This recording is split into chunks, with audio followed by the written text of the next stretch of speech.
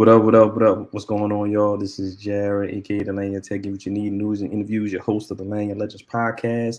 Today on the show, we got some people who've been on before. You all know them as Rob and Chris from the Blitz with Rob and Chris podcast. Welcome to the show, gentlemen.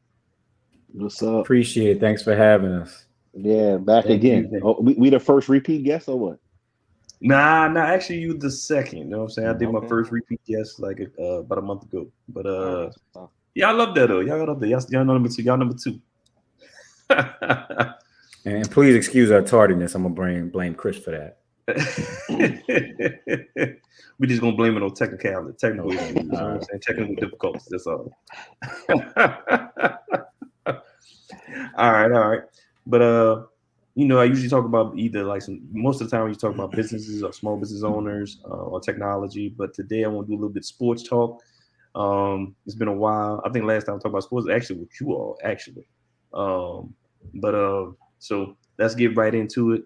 I don't know if you all are aware, but I just got alert maybe a couple of hours ago that the Saints will have full capacity season at the moment, full capacity at the first home game.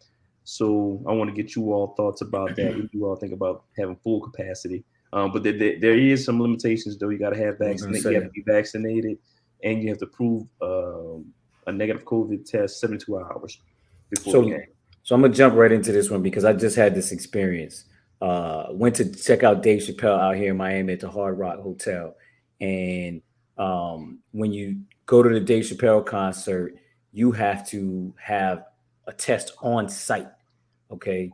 And it is a huge strain, right? Like it's not an easy thing to do. We had to basically get there like 45 minutes in advance just to get into I probably got to my seat 15 minutes after the hour. It's supposed to start at 9. We got to our seats at 9:15. So, I understand in this circumstance, they're going to let you present a 72-hour test. It's still going to lengthen the process. Just think about when you go to the Superdome and you are, seated. You in that line outside. You got to go through the metal detector. Now you're going to add a situation where a person has to present an actual test. I understand that they're going to say they're going to be at full capacity, but I pretty much guarantee the first quarter of every game is going to be a little light, probably, just with people loading into the dome and presenting tests and all that different stuff. Exactly. First- What you think about that, Chris? First, let me say that you're talking to Rob, who probably had COVID about 2 or 3 times. So, Only tested positive once. I only tested positive once. Rob ain't really worried about that thing. I don't mean to make light of it, but that's the single man of the group. So, but I just had this conversation with my wife, really, like Rob mentioned. I mean, he talked about Dave Chappelle show. I don't know how many people they had in there, but the dome seats about 65,000. So to validate, 60 plus thousand people to have a vaccine or a negative COVID test, I think I don't know logistically how that works. Then I'll tell you, I went to a coffee shop last Saturday that also required a vaccine to sit inside. And I told them I was vaccinated and they didn't check anything. So I start to wonder, does the vaccination requirement actually require you to show proof? I'm not sure. But I think when you start getting them long lines, they might start letting a few people slide by. So I'll be curious to see what it looks like. Also, I'm an LSU season ticket holder. So I'm curious to see what's the process going to be like for 100,000. So we'll see. I don't know how feasible it is logistically. Like Rob said, you might not be in a game till at halftime, but I think it's good though, just to set the precedent to urge people to get the vaccine for sure. And Chris, to answer your question, the capacity at the Hard Rock, where I was at 6,500. So you're talking about 10 times that in the Superdome. Right. Exactly. And when we got tested, then you had to move to the actual line to get in. The line was wrapped throughout the entire casino, and they had to start trying to move us fast just to get us into our seat at 9:15. There were tons of people behind me. I'm sure some of them didn't get to their seats till 9:30. So You're talking about a process presenting that type of stuff. It's going to be long and difficult. I actually got a phone call saying my number was up on the Saints season ticket holder list, and I have a theory that basically a lot of people are forfeiting their seats because it's a lot of money to give up. Last season, my understanding from talking to season ticket holders, they just put your money basically on hold in escrow, and then they apply it to the next available season. But if we are headed in the direction we may be headed in, they're gonna be holding potentially 2 seasons worth of money, which is thousands of dollars that they just gonna be sitting on for people. And in COVID times, people don't just have that type of money to give up. So I understand they're trying to push this, but I don't know how well it's gonna work. Right. So I'm a season ticket holder, and I can attest to that. That's what they did. We had the choice to either get a refund or roll it over to the next season. So we just chose to roll over to the next season. Maybe about a month ago, I wasn't expecting the numbers to go up this high, or the second wave of the Delta variant. But since this Delta variant is their new wave, so I was expecting. I'm very surprised at a mayor that she even allowed this. I thought she would do like 50% occupancy at the most. I'm very surprised at her how since she was so hard at the beginning of the pandemic. I would assume it has something to do with the reaction she got last season, because the Saints, made their, feelings known. And I think it probably has something to do with the fact that she knows that's going to happen again. And then you have these other states like Florida that just don't care. And you don't want to forfeit a home field or the dome field advantage, as we call it. And she's up for re-election. Yeah, I know, and I think that's a huge thing right there. If she wasn't up for re-election, I don't think she would allow it. Agreed. But it could bite her in the butt at the end, because if you allow this and then you got a huge spreader event, they're gonna blame you anyway. Right. So I'd rather be safe than sorry, in my own personal opinion. TD didn't go on soft. Yeah, TD goes. So I was expecting especially since all the festivals canceling, I was expecting her to come out. You know what? We ain't gonna have it, or it's gonna be 50% occupancy. I'm very, very surprised at full capacity. So when me and my wife decided, we just gonna just keep selling our tickets every game. You know what I'm saying? I prefer not to risk it just to go see Saints game where I can watch it on TV and comfort and safety in my own home. All right. So next question, we're gonna keep it on the Saints because this is like the number one question in the Saints organization. Who will be the starting quarterback for the New Orleans Saints? Will it be Jameis Winston, my guy, or would it be Taysom Hill, the gadget guy who could do it all, but we all know he shouldn't be the starting quarterback? I'm gonna let Chris go first on this one. Listen, it's a question of who should start and who might start. I think we all know, if you're basing it off of talent, pedigree, it's just, I don't think it's even a question. The number 1 overall draft pick, Heisman Trophy winner, college national champion. But I don't know. From reading the papers, I check the paper out every day to see what the camp battles are looking like. They keep saying it's a close race, and I'm not there. So you're just going by what you read and what you hear. But Taysom has a fan club, and including that fan club is Sean Payton, who's kept him around. We're paying him $16 million this year, and I think part of the reason was to keep him, but also part of the reason is I think you hope Jameis wins a job and Taysom stays in that role of do everything. But everything you read is he lost weight. He got his body more to be like a quarterback. He's been working on his throw, and he hasn't practiced at any other positions. So, he's all in. I just don't know where Sean Payton sits. Basically, we got 2 quarterbacks on a 1-year deal. So the contract doesn't tell you anything. So I don't know. I thought by now we know Jameis was the guy. I think Jameis is the guy. I think if we want to go to the playoffs and make a run, Jameis is the guy. But man, listen, I don't know. I'm up in the air. But I know Jameis is Rob's boy. Yeah.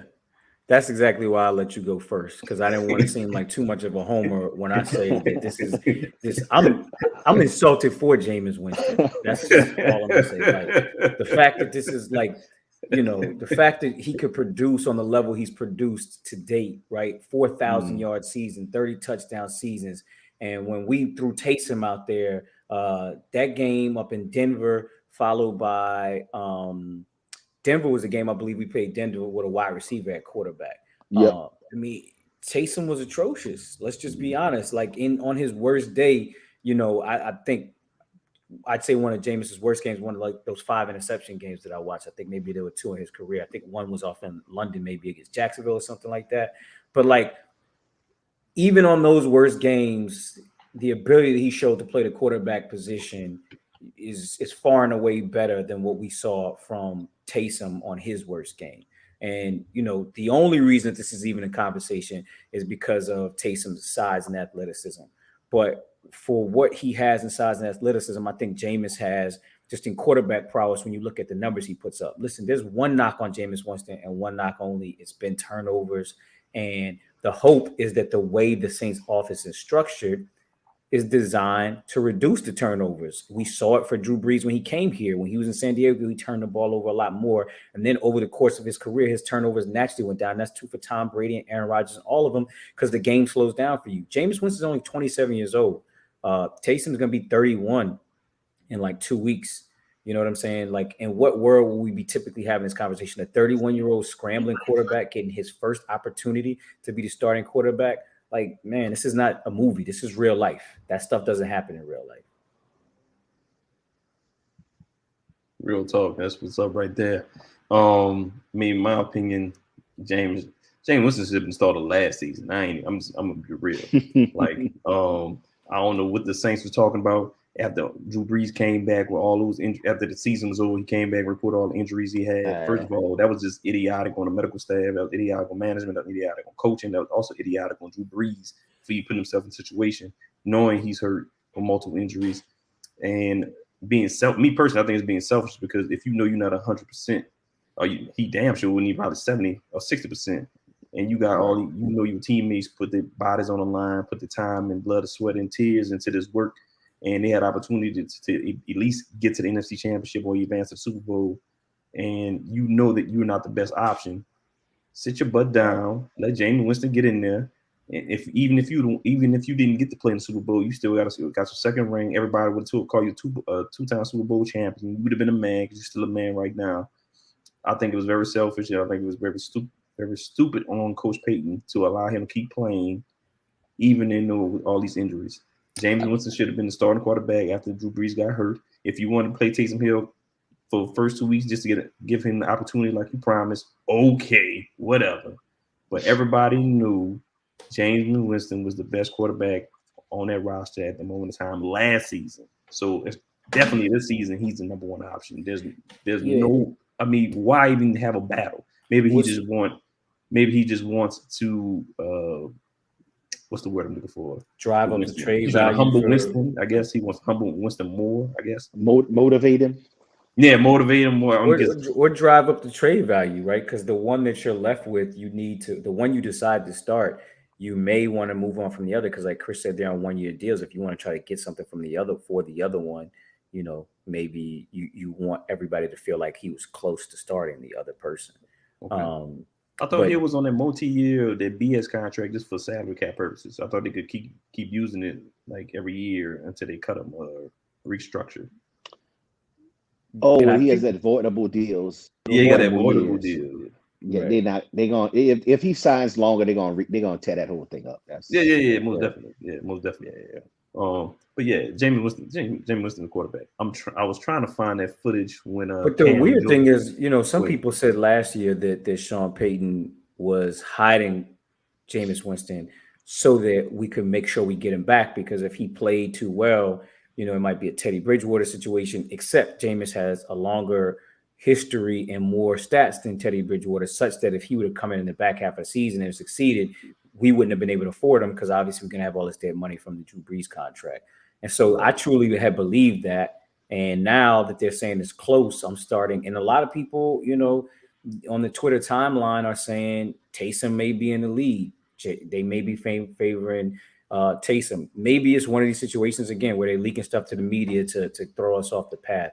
But I really wish if they wanted to throw somebody off the path, they should have thrown everybody off the path about the fact that we want to draft Pat Mahomes because all of our lives would be totally different right now. Right.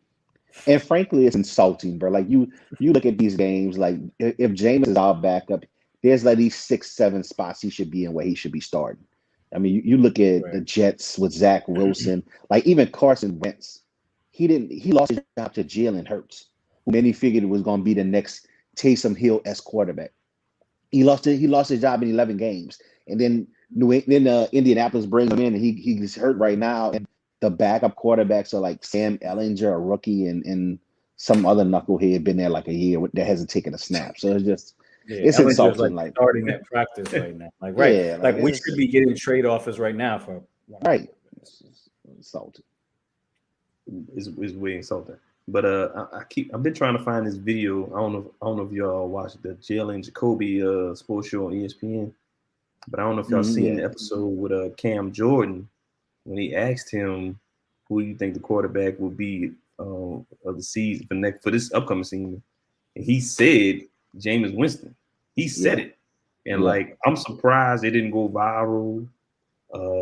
Nobody was reposting. Like I was surprised that he said it straight up. He said he thinks Jameis Winston is the guy, and nobody didn't pick up on it, which I was very surprised. So. I mean, you got to remember they also played against him 2 times a year. You know what I'm saying? Like that's somebody that they know they have to game plan against. Nobody's game planning for full games against Taysom Hill. Like he's easy to stop. Well, I got you. Yeah, you're right. All right. Yeah, that's some good intel right there. I think I think Jameis Winston's probably gonna win it out. Sean Payton might do that BS and name Taysom Hill the starter the first week, just to see if he can do the run plays and all that. But I think Jameis Winston can win out anyway, regardless. Anyway, in any situation. All right. So we're gonna go. We get the Saints a little chill right quick. Let's go to the New Orleans Pelicans. What do you all think about the New Orleans Pelicans hiring of Coach Willie Green? He played multiple years in the NBA. He also played for the Hornets when it was the Hornets in New Orleans, if I'm not mistaken. So what do you all think of him as being a good hire? Is it good or a bad hire for our organization at this stage of time? I mean, here's the confusion for me, right? Like it's a copycat league. So Monty Williams has success. So then you go get somebody off of Monty's staff. Obviously, this guy, Willie Green was here on a roster. But Monty Williams was our coach, and we got rid of him. So to go get somebody off of his staff, it's like go get Monty Williams light. Well, I mean, are you really going to be satisfied with that? Because you wasn't satisfied with the real deal when you had him. And let's also be honest about what Monty Williams did in Phoenix. They would have lost to the Lakers if AD doesn't go down. You know what I'm saying? The second seed don't really matter that much. If we all recall and press rewind in our mind, we see Andre Drummond on the sideline mimicking LeBron as LeBron is doing in what's my boy Jay Crowder, right? And so at that point, we're like, this series is over. AD goes down, the entire playoff shift, right? And now we're looking at Monty Williams like this great coach, but a lot of stuff broke their way. They got almost every team they played in the playoffs this year on an injury, with a major injury. You had the point guard for the Nuggets, Murray was hurt. I want to say, did they play Portland as well? No, they played Denver. They played Denver. They played the Lakers, and then Kawhi Leonard goes down, right? And then they go to the finals and play a team with everybody and lose. So, I mean, I don't think in any other year that team makes the NBA Finals against that Western Conference. And I'm not taking any credit away from Monty Williams, but to think like, oh, this was so great, let me go get somebody off that staff. I don't necessarily see that as being, and then when you just look at our roster, right? We just lost Lonzo Ball. Like, I don't see him being able to come in with this roster. We got worse, not better, in my opinion. And then we're going to go get somebody as a rookie head coach. I just don't see us seeing any real major success from this move. First of all, I'm not gonna let you disrespect Phoenix like that. All right. The only reason the Bucks made the finals is because Kyrie got hurt. Like, so you had two people who shouldn't have been there. I'm gonna say shit happens, right? Like AD goes down. That's not out of the ordinary. He goes down every year. I'm not gonna give the Lakers a pass because AD Jamal Murray, Kawhi Leonard. I mean, they got 3 rounds worth of injuries. Hey, Chris Paul caught COVID. Like, what? Anyways, my issue with the Pelicans, I like the hire. As much as I know Willie Green, right? But I don't feel like we have an identity. Like, I think David Griffin has gotten a little too much credit for being like that championship builder in Cleveland. Like, LeBron was the builder of that team. He made it go. He won a championship. David Griffin just happened to be the GM at the time. But LeBron went back because he wanted to go back home, not because Griffin made some great pitch to get him back. So I think he gets a little too much credit for that. So then he comes here. He's had 3 coaches in 3 years as the GM, right? Gentry, He hires Van Gundy. That blows up in his face, and then we go to Willie Green. So like I just don't know what's our identity, what we're looking for. Van Gundy was supposed to be this defensive guy. The defense was awful. Now you go get this players coach guy to relate to Zion. But let me take a minute to vent my frustrations on Zion and his family. Right? Like I'm a little tired of, is New Orleans gonna keep Zion? Is he gonna sign the extension? Listen, this dude missed half the first season as a rookie. He got injured in the summer league game. He comes back, COVID hits. We go to the bubble. He leaves for 10 days, comes back. He's out of shape. Then you come back and he has a good year this year. And it's like, oh, he's frustrated with the team. He don't want to be in New Orleans. Like, let's slow down. Dude played about 65 games in 2 years. Like, let's slow down. Like, he ain't going nowhere. With his injury history, he will sign the extension.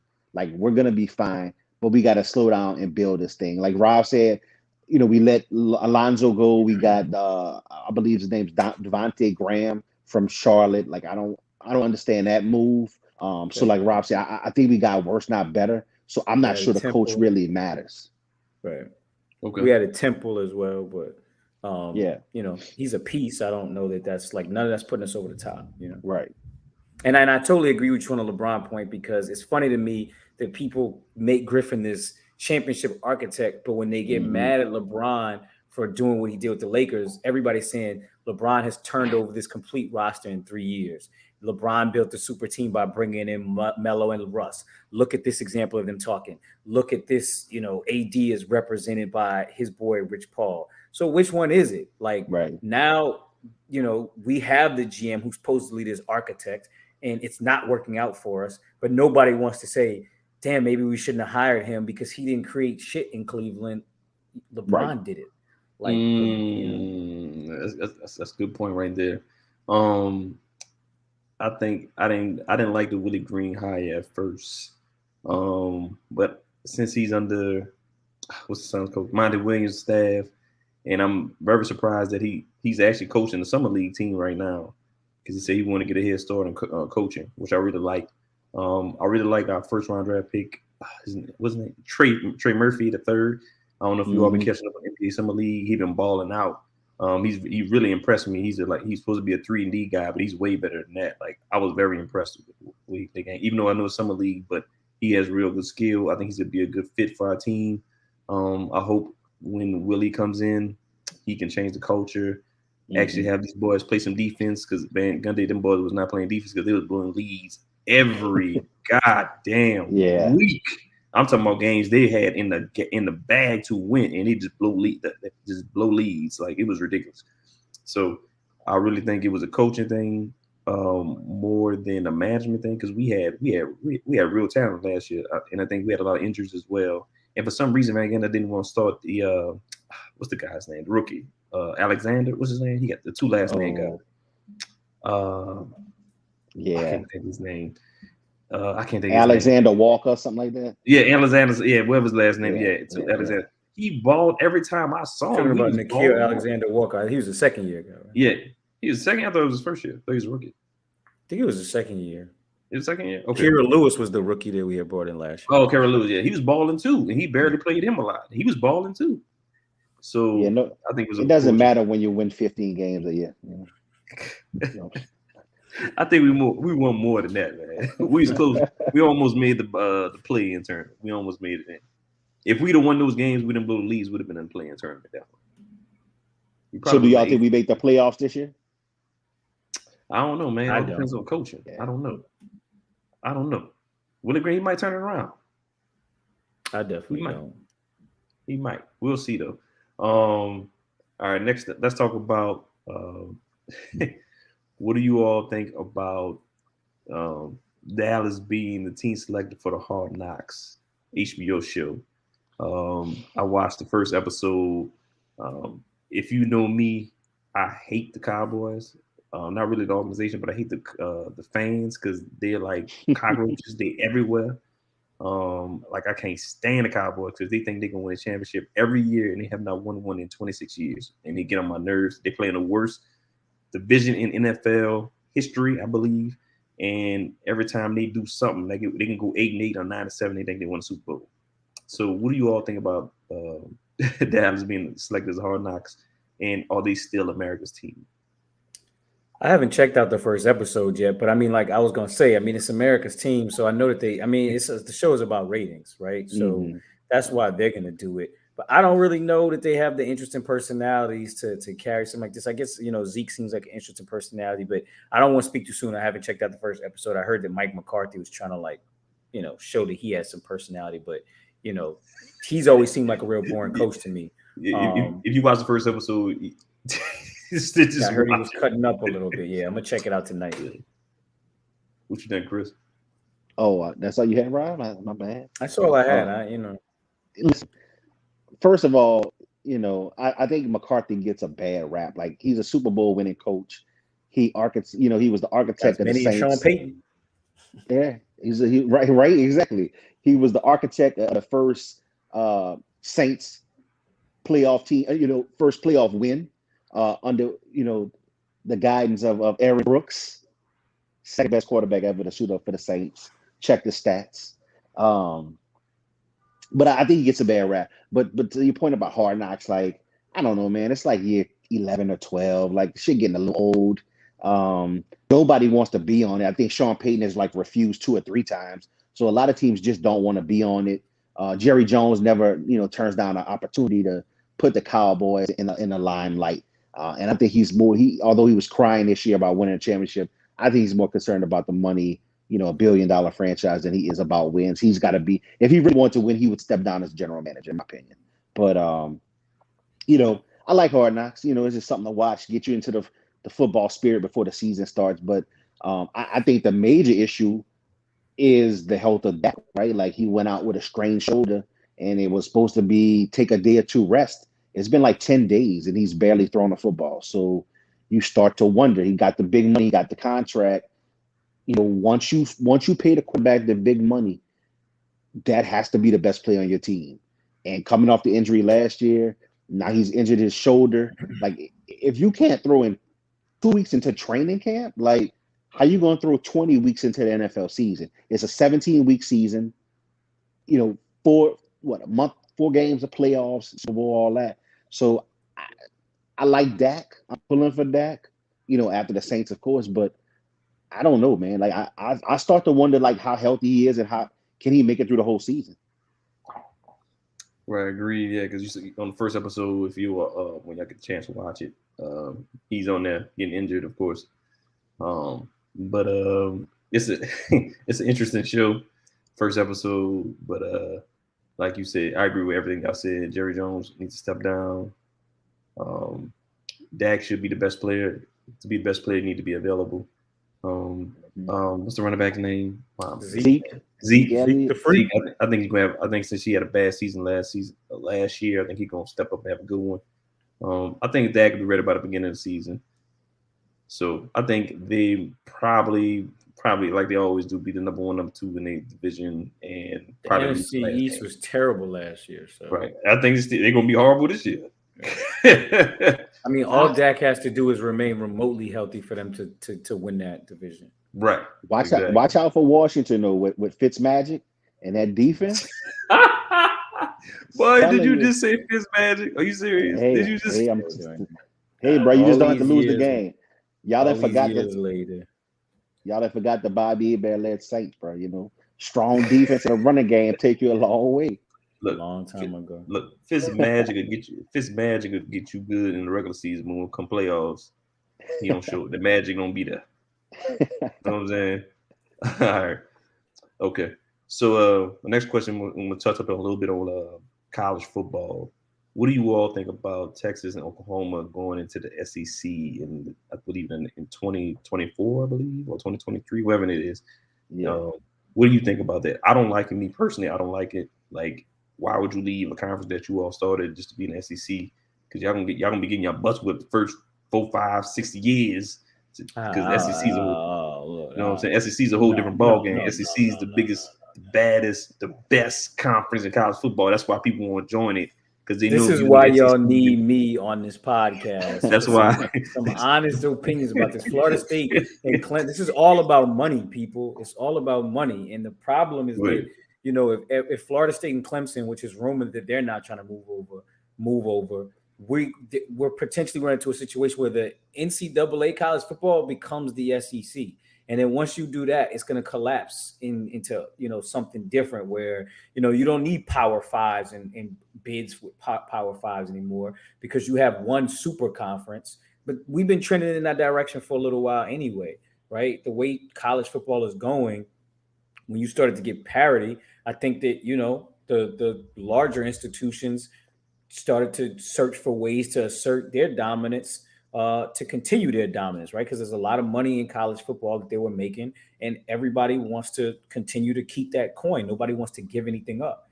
And so I think part of continuing to make that money is you scan the landscape and you see who's getting the best TV contract, who's getting the most money off the TV contract. Why does the SEC do it? Because the more markets that you welcome in, the more, you know, the more expensive your TV contract becomes, right?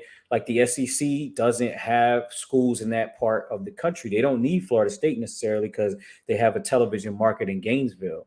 They don't need Clemson because they have a television market in South Carolina. But Texas and Oklahoma gives them a new market. And if they continue to expand west, you start to take away from these other conferences' strength, which then decreases the value of their television contracts and increases yours. And that's how the conference wins. And that's how the individual schools win. That's how there's more money to pass around. And that's why anybody would do this. So realistically speaking, I don't think Texas and Oklahoma ain't worried about winning, you know, especially now that you have a playoff. They could lose one or two games. Everybody in the SEC has been given the opportunity to lose one or two games and still make the playoffs. So now they're afforded the opportunity to lose more too and get more money. Like, who wouldn't take that? Rob sounds like the kid who can't sit at the, you know, popular table. That's right now. You know, he's just mad because he's in a sorry ass ACC. Irrelevant. What's irrelevant is the 7 games y'all lost last year, and y'all and claiming the strength of the SEC and losing to Missouri. Like, it makes your argument sound real weak. Listen, it just means more because that's a team that came from the Big 12. Like, no, so we had a bad season, bro. If you can't beat Missouri, you damn sure ain't beating Texas and Oklahoma. Listen, I actually agree with Rob. Like, I don't like the move, especially considering they're looking at going to a 12-team playoff. Like, to me, why is everybody gonna? The whole point of having a 12-team playoff is to get representation around the country, to get more people into the national championship picture and get fans excited. With everybody going to the SEC, like, you're gonna only have so many teams. So if you got Alabama, Florida, Georgia, Texas, Oklahoma, LSU, like, at some point, some good teams are going to get left out. Texas and Oklahoma should have stayed in the sorry ass Big 12, dominate that, and be a part of the national championship. Take your automatic bid to the 12-team conference. Exactly. Right. Yeah, right. And I actually think, like, part of the reason the Big 10, the Big 12, faded over the last couple of years is because Texas was looking out for Texas instead of the overall health of the conference. Like, Longhorn Network with ESPN was a joke. Like, you should have been going for a Big 12 network. Like, promote Oklahoma State, promote Texas Tech. As they get better, your conference gets better, your wins get better. So it behooves you to make your conference stronger, to improve your reputation around the country. And I think Oklahoma and Texas increase the value of your television contract. Yeah, I think they did a poor job, and Texas was the only word about Texas. And you know, now this is the Longhorn Network was a failure. Now they're looking to join the SEC, but I don't like it. I think it's ridiculous. I think it's going to create the super conference, but now you're going to get, like, who's going to be in the Big 12? Who's going to be in the Pac-12? Like, nobody's going to care about those games. And we lose as fans because that's who's going to get automatic bids into the playoffs, and now we got to sit through playoff games with automatic bid teams that nobody wants to see. Like, we went to the LSU Austin game 2 years ago, and that was fun because, like, we never get to go play Austin, and so you create this big atmosphere around this game that happens once every 10, 12, 15 years. Now playing them every year, it just kind of waters down the out of conference, opportunities. Right. So is it a definite thing? Can Texas and Oklahoma change their mind? I think they're gonna change their mind. I think they're gonna go back to the conference. I don't think I don't think so. I think it's done. Yeah, I think that's a done deal. Yeah, but it's an idiotic move though, because now you got to face harder teams. Listen to these other teams outside of Texas and Oklahoma: Baylor, Iowa State, Kansas State, Oklahoma State, TCU, Texas Tech, and West Virginia. Yeah. Like, wow. That's what we got. That's the Big 12. Hell of a basketball conference. Right. And what happens is they usually try to cherry pick teams from other conferences and bring them in. But I feel like that last round, the ACC did that, and they took on like Boston College and all these Big East schools. And it really hasn't worked football wise. Like Virginia Tech was supposed to be really good. Virginia Tech has pretty much declined. Yeah. Miami has pretty much declined since they got into the ACC. Boston College has remained average.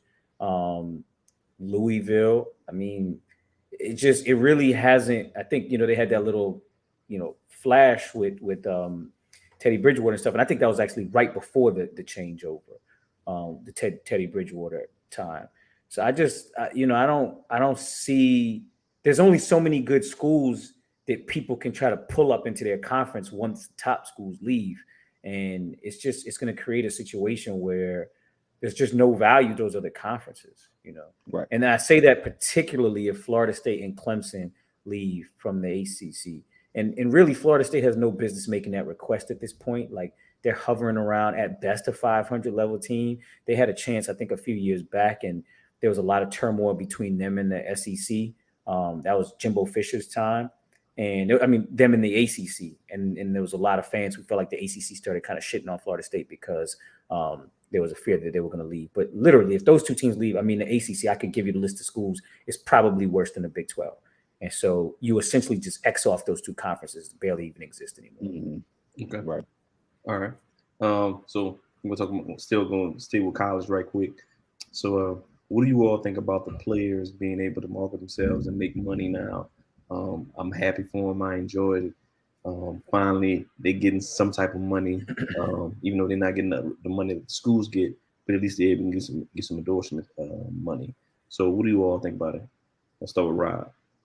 I like it. Obviously, I felt like it was overdue. I still don't really think it's enough, because the reality is what you're telling them is like, oh, you can go make money on your own name. But the fact of the matter is universities are still making money on your back that they're not paying you for. And so the compensation is go get your own money. The reality is there's a lot of players on those teams whose bodies are going to take a pounding over the course of 4, 5, and 6 years that are going to receive no compensation because just quite frankly, in those markets that they're playing in and the level of talent they have, they're not going to get a ton of, marketing opportunities, if any. It's also going to create a huge divide. You know what I'm saying? Because at least when people were talking about paying players, there was a conversation about a structure in terms of how people would be compensated. But with this, it's going to go crazy across the board. So you're going to have somebody making zero playing next to somebody who might be a millionaire. And to me, that's more reason to pay the players because at least they would have some base level compensation. This creates all kind of opportunities for like jealousy and friction and internal strife.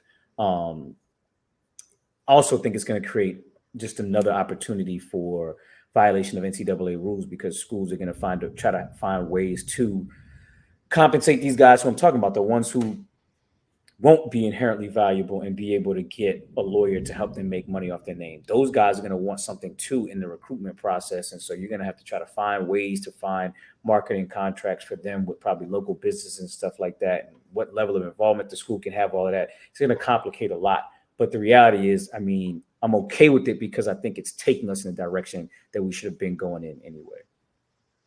Yeah, it's the American way.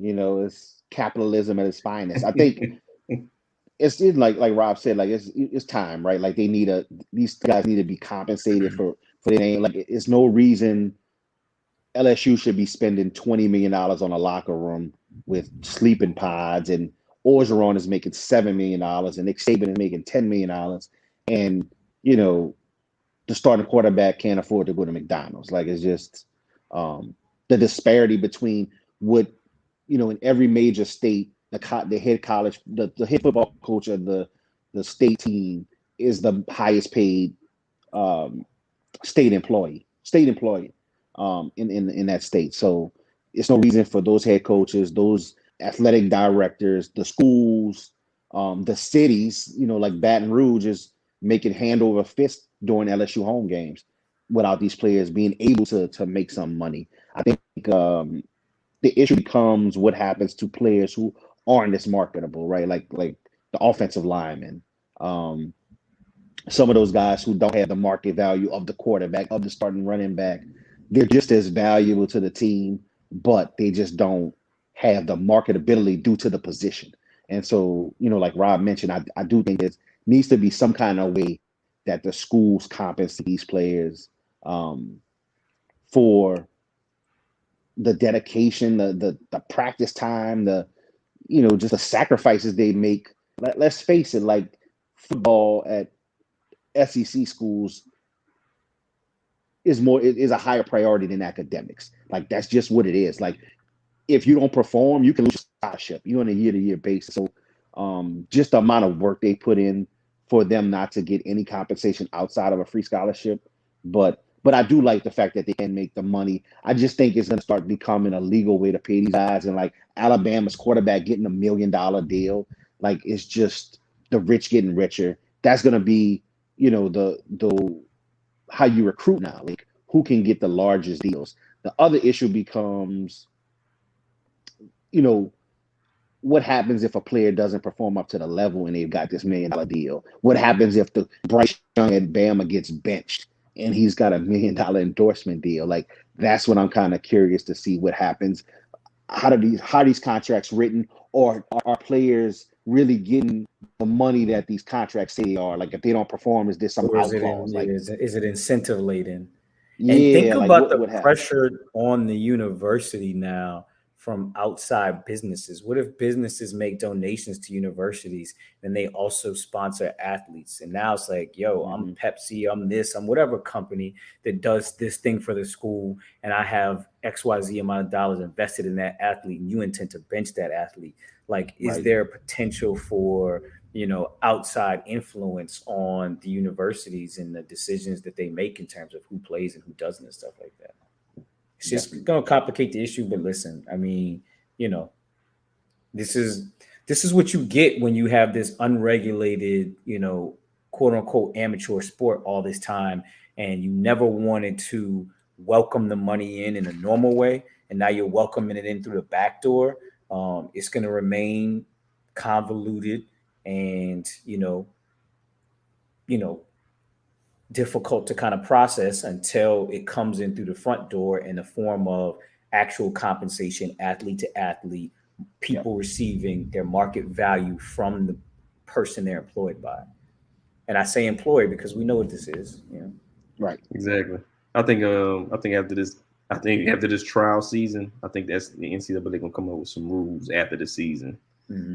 After they see how much horror is gonna happen. Because if I'm a number one recruit or top recruit, and if let's say I'm LSU and I want this number one wide receiver or linebacker, and he's talking about he won't go to Alabama because they offer him more endorsement money, that means LSU probably gonna go find a business partner and be like, hey, can you offer him $2.5 million so he can come play with us? So I think it's gonna get out of hand. That's quickly, exactly. Very quickly. It's gonna get out of hand very quickly, and the NCAA gonna have to start making some rules and regulations very fast. There's no doubt in my mind. Nick Saban went to companies that Aflac, Coke, and it's like, look, give my man Bryce Young money so I can then brag about all the endorsements he's getting, so I can then promote that to a recruit. You know what I mean? Exactly. Like, it's gonna be crazy. It's gonna be crazy. I don't know. Wild. I don't know if you already heard. There's this quarterback Quinn Ewers who's being, he's being recruited by Ohio State, and he just elected to skip his senior year because in the state that he's from, in Texas, they don't have the ability to make money off their likeness while in high school.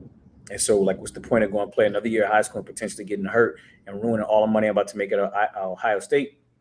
He's just going to enroll early at Ohio State, learn the offense during the year, and then, try to compete for the starting spot. But he opens himself up to start making money now. Mm-hmm. It completely changes the landscape, right? Because those kids who are trying to go, a lot of kids get held back, right, in order to be physically mature, in order to go to college and dominate. So if you have been held back, you could just go to summer school, make up the time, and physically you're mature enough to go to college. And now the way things are going, people are trying to start as freshmen and only play 3 years and so get to their first NFL contract as early as possible.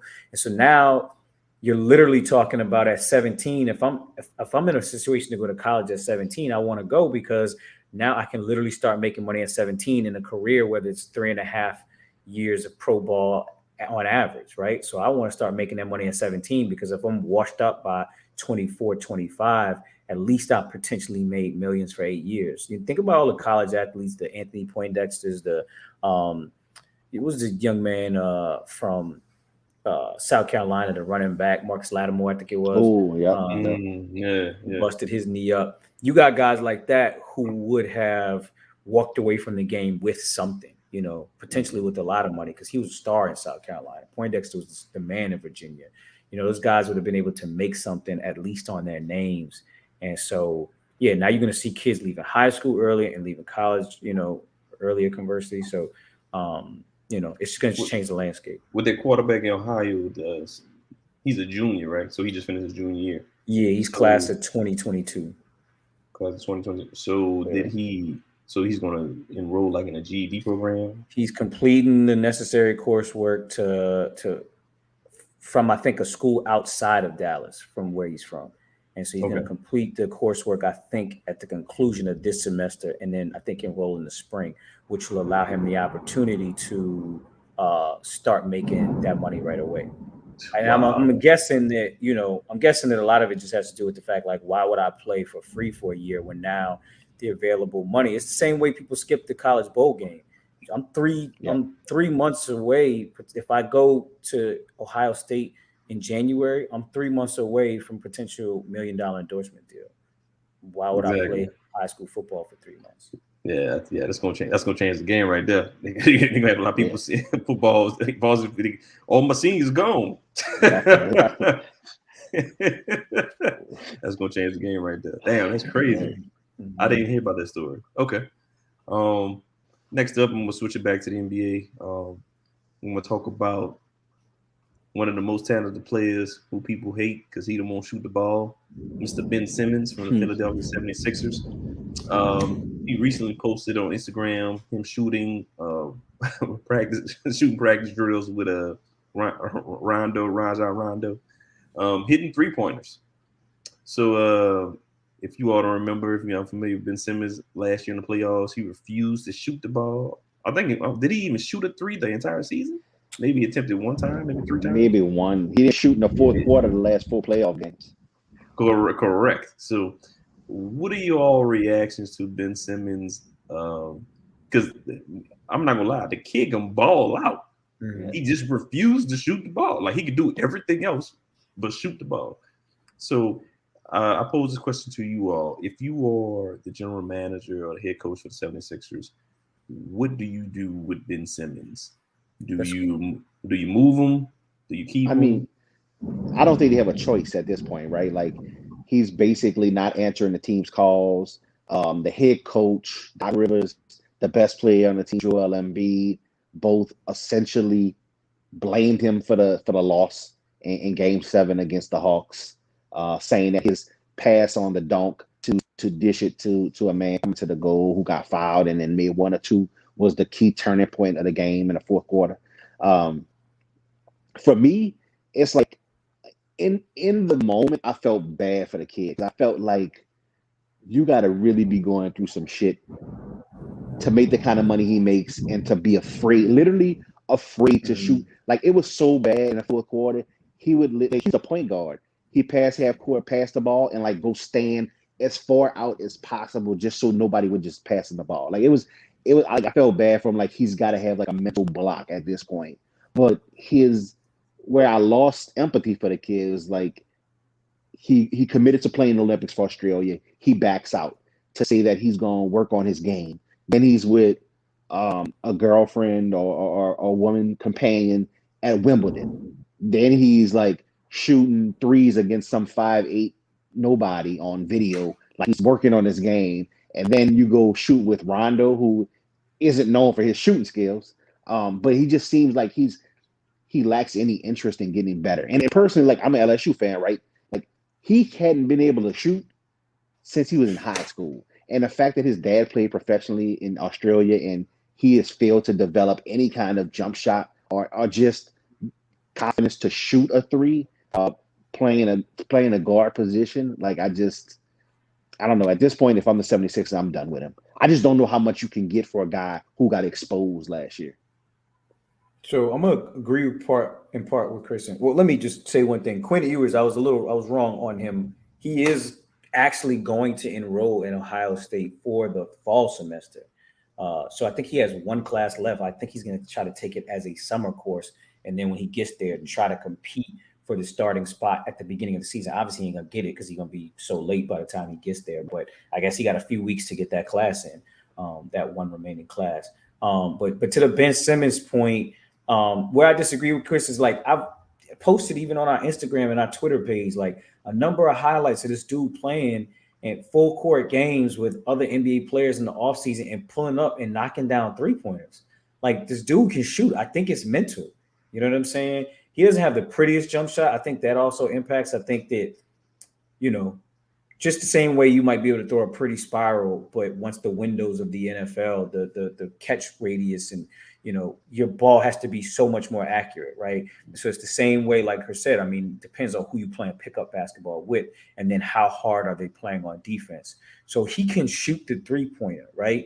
It's just a matter of can he shoot a contested 3-pointer in a NBA basketball game with other 6-foot-something players with their arms extended, and that's where he struggles, right? And that's the type of thing that I feel like you're only going to get better at as you continue to do it, right? LeBron James wasn't the greatest 3-point shooter when he first started. Michael Jordan's 3-point shooting percentages went up. It's a lot of players who have gotten better over the years. It's one of the few things that you can come into the league without that, historically we've seen a lot of people get better at over the course of their career. And it's all effort. Effort's just one of those things that you can't teach. And I think where I do agree with Chris is he lacks effort. And I think that personally, I don't know if y'all hear that. It's a hurricane coming through here in Miami. Yeah, I heard that. That was my point. My point was fire that I was coming with. Personally, I think that Doc Rivers and Joel Embiid only throw him under the bus like that if everybody's on the same page that this dude just doesn't want it bad enough. And I, why Stephen A and all those people, and they say that's what the insiders say. They say the insiders say that he's uncoachable, he doesn't listen, and basically he just doesn't receive critique, right? Like there's some people out there who is like, and it's more and more, I think, common in this generation of professional athlete because they've usually been built up so much by the time that they arrive. It's really hard to tell this generation of athlete what the weaknesses are in their game because, they think whatever they do well, they do it so well that, that's all you should focus on. Right. I agree on both of your points. I don't know the first time in the comments that saying he was uncoachable. That's crazy. So in my opinion, it's tough because I think people are not going to give you what you want for him to get rid of him. Right. And then you don't want to keep him there because then he knows his teammates don't want to mess with him. Right. So I think they're going to have to suck it up and just keep him. I heard Golden State is a potential landing spot. No clue. I was going to say he came out last week and basically said that's where he wants to get traded. And it's like, you did take a shot in the fourth quarter. Like you don't get to demand when you go.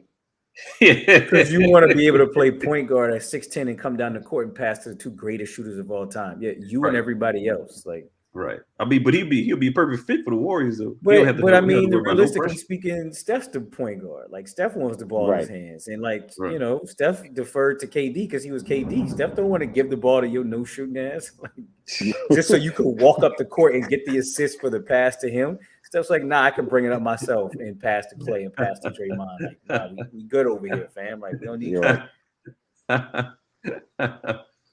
Well, Yeah. I'm really surprised LeBron and Lakers ain't try to take a shot to go get him because since he LeBron knows better. Yeah, right. last thing they need is another person who can't shoot. And with that being said, like Russell Westbrook isn't the best shooter, but I think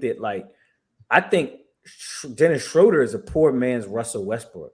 And so as much as people are like, oh, well, he can't really shoot that well and he can't this and he can't that. It's like, well, Russell Westbrook is, if you made it that far with Schroeder as your point guard this year, I think in LeBron's mind, he's like, well, you give me a healthy AD and you give me Russell Westbrook over Dennis Schroeder, I just upgraded at that spot. We're not going to be any worse. And as long as we stay healthy, we probably win the championship last year. We definitely should win it this year, right?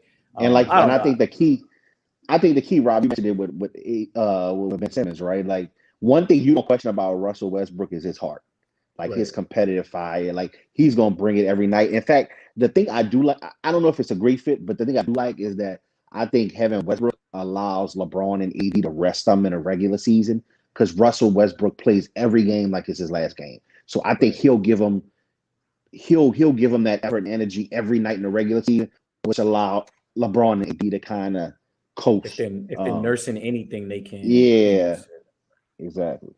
Yeah, I mean, the complication, we all know, like the complication in that relationship is going to come in the playoffs when it comes down to like who's shooting certain shots in close games. And I think we all know that the plays won't be drawn up for Westbrook. The question is, when you go to your second and third, like, is he going to continue to swing the ball or is he going to start pulling up for shots to the ill-advised? I think that's what we saw Dennis Schroeder doing, right? The ball would come his way and he would go full speed at the basket into 2 and 3 people and just throw up these layups and fall on the floor and look for the foul. And it was like, this is just disgusting to watch. Like, it's just like, bro, like, you are Dennis Schroeder. Anthony Davis and LeBron James are on the court, bro. Like, stop. Like, who told you could? And side note, like, the bag that he fumbled, he claims that they didn't offer him that $84 million contract, 4 years, $84 million. But the reality is they offered you something probably in that neighborhood. And you ended up walking away. 5.9. Right. You ended up walking away with 1 year, 5.9. And that's atrocious in today's NBA when you look at the type of money that they're throwing around. I mean, the money that I saw average players get this past year, it's like this past free agency, like for you to manage to walk away with 5.9 million is actually, it's talent. Takes talent. Then Lonzo Ball get 85 million from correct for the Bulls. Yes. Over 4 or 5. Rob's boy down in Miami, Duncan Robinson, I think got 20 a year for like 4 years. Yeah, I think 4 for 80, something like that. And nobody pretends that he can 37 do anything other than shoot 3-pointers. Right. That's crazy. I don't know what was wrong with Schroeder. I know if I was his agent, I'd have been so pissed with him because I know it had to be a Schroeder decision, not the agent. Haven't read his wife or girlfriend has definitely left him. No, actually, she just came out in support. I saw the headline. She ain't got no choice. Right. I haven't read the headline. I saw the headline, but I haven't read the article yet. She ain't got no choice. You know what I'm saying? Who else she gonna say? Until she meet his teammate. Right. I don't know what Schroeder was thinking. When he offered that money, I'd have signed that immediately. I was like, what? I'm playing for Lakers and I'm in LA? Come on. Right. No question. Right. I feel him. He's trying to bet on himself. I feel him. But you got to take that deal because anything can happen. Injuries. Yeah. You can have a bad rest of the season like he did, and then now he wound up getting the bag. Right. So my next question is, let's go back to the Saints. Let me give you the post. I'm so proud of my husband that he made this decision to stay true to himself and to fight for his goals and his vision. I know not everyone understands this. They choose money before anything else. But let me tell you something. Show me some love, be patient, and watch what will happen next. To me, that confirms he did, in fact, turn down the money. Yeah, he turned down that money. Yeah, your wife just exposed. Oh, yeah. Right. That thunder and lightning behind you, that striking all them lies she just told. Like she wouldn't have been saying like y'all don't understand. Yeah, you're right. We don't understand. That confirms like he turned the money down. Right. And for the Lakers to offer you that amount of money, I know LeBron had to sign off on that. You know what I'm saying? Like they had to ask LeBron, you cool with Schroeder being long time point guard? Yeah. Right. So LeBron had to give you the green light. Right. Yeah, I mean the word at the time was that he said he didn't like the way he was being used, and he didn't feel like a true point guard because the ball actually runs to LeBron, and so he didn't see himself staying there to be like a non-traditional point guard. Okay, I got you. I guess. I mean, but a lot of times he's running the ball. He's running. Before that, you wasn't even starting. Right. Right. That's what I'm saying. You just started point guard. Like, but the year before, you was coming off the bench for Oklahoma City. Like, right. Yeah, he'll live and learn. He learned his lessons. All right. Let's go back to these Saints. It was reported that Michael Thomas camp and Sean Payton had a discussion today, airing out their frustrations and trying to work on my partnership of the future. What do you all think about the Michael Thomas situation? I've been waiting for this question all night. Waiting for this question all night. Here's the thing. What was the value of that deal? Was it 5 years, $100 million? Yeah, something like that. And so I think $60 million guaranteed. So this is going to be the second year of the deal, and you're going to miss half the season, and you missed most of the season last year. So we're almost 50% of the way through the deal, getting zero on the return. And as we know in the NFL, most of the time, more years pass, the worse the player gets. So to me, that's why I'm kind of in Chris's camp. Like, you're ghosting us, going 3 months without calling us back. I've posted on social media that a lot of people are saying the Saints doctors have made some mistakes in the past with athletes and diagnosis. And in addition, in this moment, they're saying that the doctors cleared him to play initially. And then when it kept getting worse, they basically were like, all right, you need to sit out and maybe go get the surgery. And I think the argument is that from his mind, well, why did you clear me all those weeks? And now you're telling me to go get surgery. Was I good to go, or did I need surgery? And I think supposedly he was mad and ignored them because of that. But like, come on, man. Like, this is part of the game that we play. It's part of the reason that you get $100 million. So when I don't have the greatest sympathy for some of these players, and I'm not gonna say some of these players, this specific circumstance, I don't have the greatest amount of sympathy, because you have a job, talk it out. You're an adult. Like, that's what adults do. Like, I don't care how they came at you, what they said. You have an agent, you have representation, you're receiving a paycheck, they're signing it. Figure it out.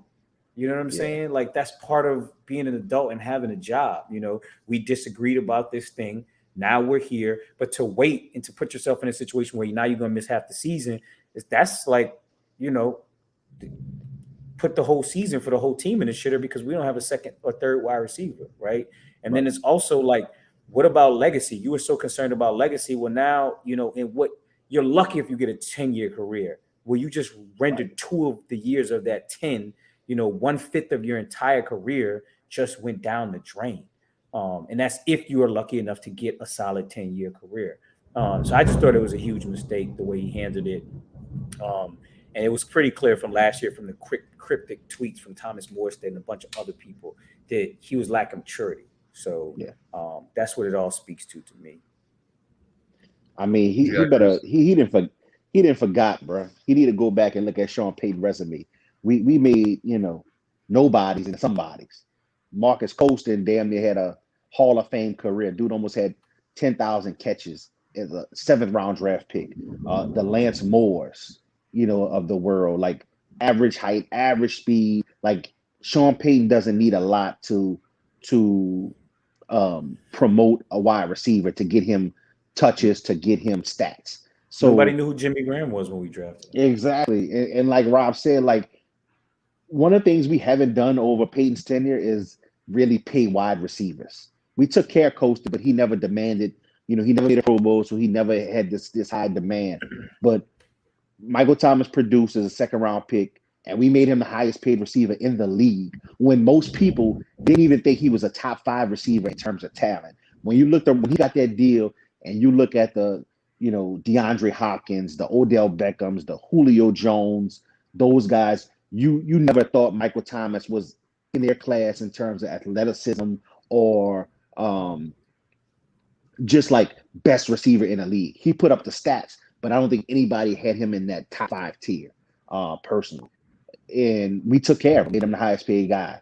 And then on the brink of that contract, when he signed that contract, he won Offensive Player of the Year, set the record for the most catches in the season. Like, we took care of him. We've never challenged him. Sean Payton got rid of Brandon Cooks, all these guys, Robert Meacham, Like he made a focal point. He made Michael Thomas a focal point, and he featured the guy. And I think we rewarded him with the contract, made him, put him in an upper echelon of receivers, and to do what he's done, to ignore the team's calls. Like, was it a misdiagnosis? I don't know, but financially, we've taken care of that guy. And for him, this is when we need him the most. Like, we took care of you, and without Drew, with a new quarterback, probably in Jameis, we needed Michael Thomas to be a leader and just not answer the calls over the off season, and then to get the surgery right before training camp and to miss the first half of the season. I just think, like, if I'm Peyton in the Saints front office, like, I don't have any use for you. Like, we've proven we can do it with middle tier guys. Like, you can't be a malcontent and do what you do, making the kind of money you make, in my opinion. Okay. Yeah, I agree with both of y'all. I don't know if I'd trade him because I don't think you really get what you want for him unless somebody crazy enough to do it. It's the dead cat money. That's what's going to kill you in the trade, right? You give up all that guaranteed money and all of those, just you're going to lose a lot. I think I was looking at something. It's like $20 million if we trade him. Years, yeah. I think if we traded him, so we might as well just keep him. This is my only issue too. Like, I think Michael Thomas was perfect for Drew Brees, right? Drew Brees couldn't push the ball down the field. You wanted a big possession guy.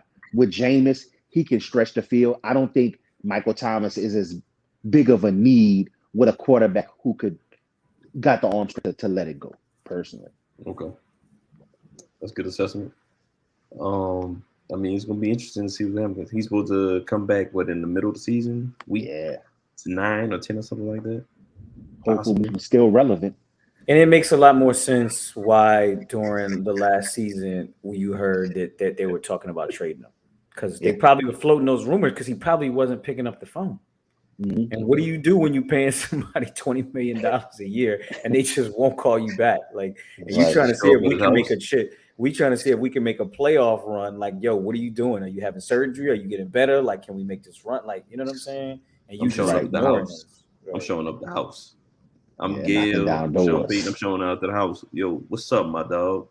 What's up? We need you back. We paid you $100 million. What's the deal? Look me in my eye. What's going on? We can hash it out right then. I ain't gonna just keep calling. I'm gonna pop up at the house. You know what I'm saying? I'm gonna have Cam Jordan next to me. I might have a quarterback next to me. Like, yo, these your teammates. I'm here. What's up? What's the issue? We could talk it out, hash it out, or whatever. All right.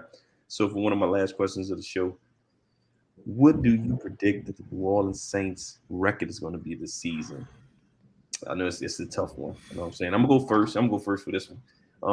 I see us, even though we have the 17 game season. Mm-hmm. I see us going at best. I'm gonna say 10-7, maybe 11-6. I think from last year, I think with a new quarterback, I'm just gonna say it. When Winston is quarterback, we're a better team. Hopefully, if the defense play the same caliber they did last season, we can make an impact. So I think we either be 10-7, 11-6. I like the 10-7. Over under in Vegas is 9.5. I like the 10. Although they're not doing our man Jameis any. They're not helping him out at all, man. Will Lutz just went down. I think he's gonna miss 5 to 7 games. Having another one, core surgery right on the like what you was doing all off season, man. Michael Thomas is down. Your stomach wasn't hurting in the off season. Like, he ain't good enough right now to be having surgery. We find a good kicker. That's why he was missing on field goals at the end of the season, because he sure enough did fall off at the end of the season.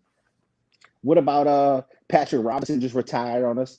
They had him walk down as a starter. That was crazy right there. A former Florida State football player. Like, you don't look across and be like, let me play this year for my boy. Because if everybody leave on his first year, like, that's kind of messed up. We hanging him out here to dry. Like, everybody was hanging around because they thought they could steal a ring in Drew's last year, which I never understood. Because if we ended up winning Super Bowl in Drew's last year, it was going to be like Peyton Manning's Super Bowl in Denver, where we carried him to the ring. So why everybody was coming here thinking Drew was going to carry us to a ring when there were all these reports about the weakness in his arm and how his arm strength was decreasing year to year? It never made any sense to me. But which is also why I'm like, okay, you have a former Heisman Trophy winning quarterback. if you kept the same roster and the dude can finally push the ball downfield, why wouldn't y'all try to hang around for at least 1 year of that and see what you can make happen? Yeah, Right. but... What's your projection, Rob?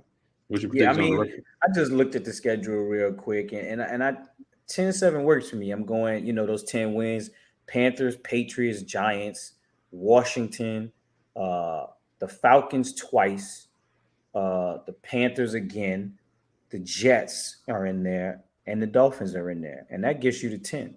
And so those other 7 games, the Cowboys, the Bills. Oh, I forgot about the Eagles. That gets you to 10. The Cowboys, the Bills, the Buccaneers twice, Seattle. Those are the games. Green Bay. We kick the season off at Green Bay. Those are the games that really we're talking about are the difficulty within the 7. And the X factor, I think, is Jameis Winston potentially his turnovers, right? Because his MO has always been that those 10 gimmies, he could ruin one of those 10 gimmies or a couple of those 10 gimmies with turnovers.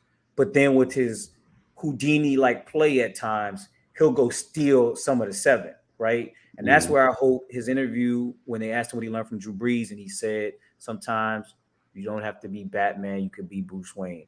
If he truly learned that lesson, then I think sky is the limit.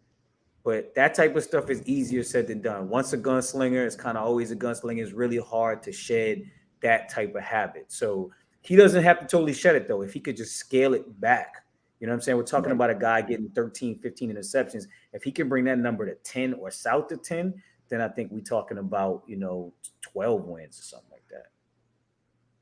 No doubt. Okay. That's what's up. All right.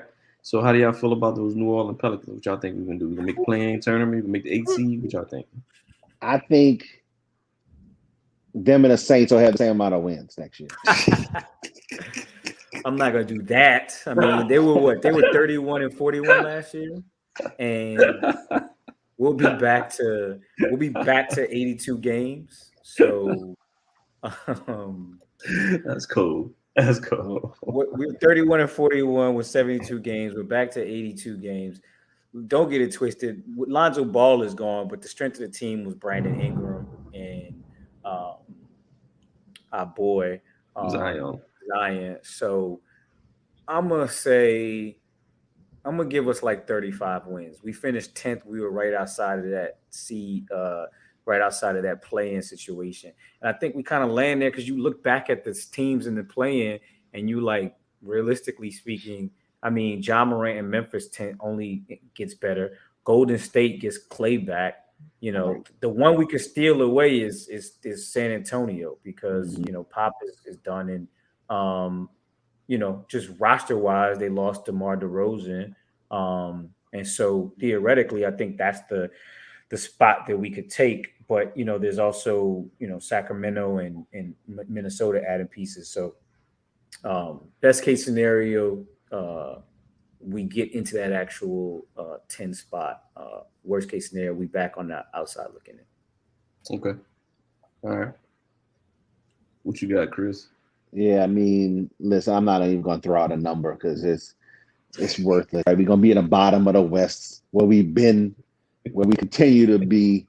I think the difference between like a real bottom out is just how healthy can Zion stay? Can he play the whole year? I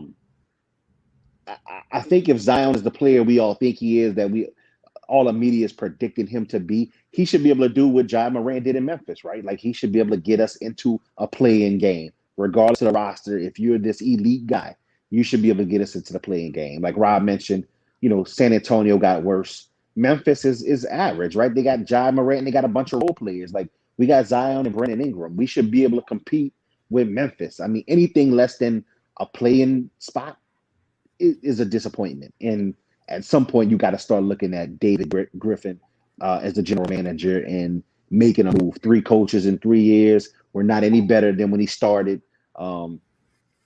If we don't make the play-in game, that we'd have missed the playoffs 3 consecutive years. Like at some point, you got to start looking to the top. For sure. All right, y'all.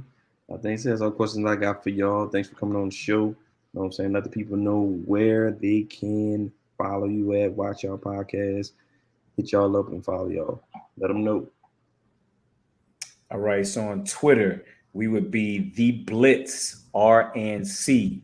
On Instagram, we are the Blitz with Rob and Chris. I know that's a long one, but it's all one word. The Blitz with Rob and Chris. And